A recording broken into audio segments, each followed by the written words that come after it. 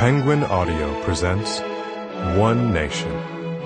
What We Can All Do to Save America's Future by Ben Carson, MD, and Candy Carson. Read by Prentice, Onayemi.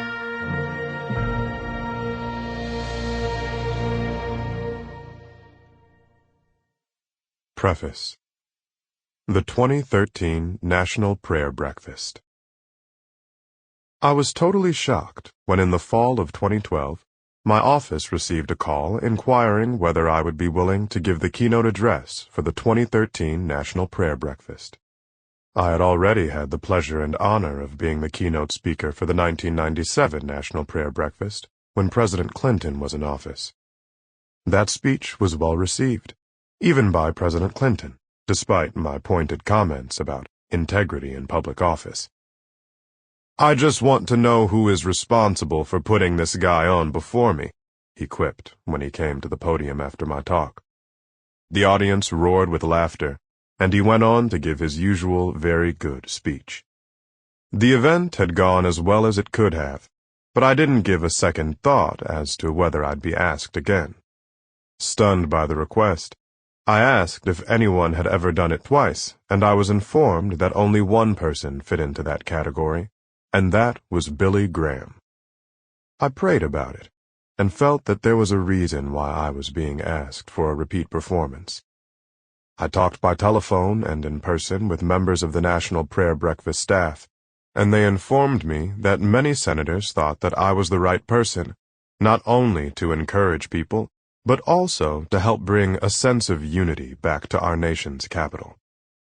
I was honored to accept the challenge, and immediately began praying for the necessary wisdom and words to gently address the spiritual, financial, and moral decline of America. A difficult task in the highly partisan atmosphere that exists in Washington, D.C. today. The event organizers were obviously familiar with many of my public speeches, in which I had taken no prisoners. I call it as I see it, without dancing around a topic in order to spare everyone's feelings. They were therefore somewhat concerned that I might say something that would offend the president. I indicated that I had no intention of offending anyone, the president included. Nevertheless, the organizers were still quite interested in receiving a copy of my transcript just to be on the safe side. I informed them that the 1997 National Prayer Breakfast Committee had also wanted a copy of my notes, but because I don't speak from a transcript, I wasn't able to provide them with a copy at that time either. The breakfast was held at the Washington Hilton in the District of Columbia.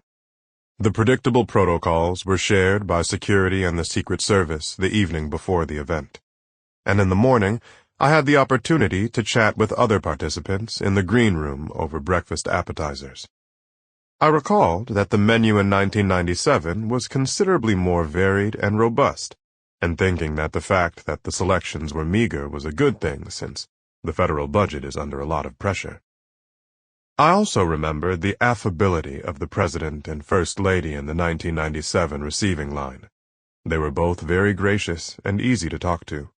This year, President and Mrs. Obama were not present in the green room, so there really was no opportunity to meet them or chat beforehand. However, there were many well-known dignitaries in the platform party there. Once we were on stage, I was seated on one side of the podium between Vice President Biden and Senator Schumer of New York, while the President was seated on the other side of the lectern between his wife and Senator Sessions of Alabama. Before my speech, Bible readings and inspirational comments were made by a variety of people. I was introduced, followed by a very generous applause, and began my speech by reading several Bible verses that seemed particularly applicable to the leadership in Washington, D.C. today. The text of the speech follows. Thank you so much, Mr. President, Mr. Vice President, Mrs. Obama, and distinguished guests, which includes everybody. Thank you so much for this wonderful honor to be at this stage again. I was here 16 years ago, and the fact that they invited me back means that I didn't offend. Sample complete. Ready to continue?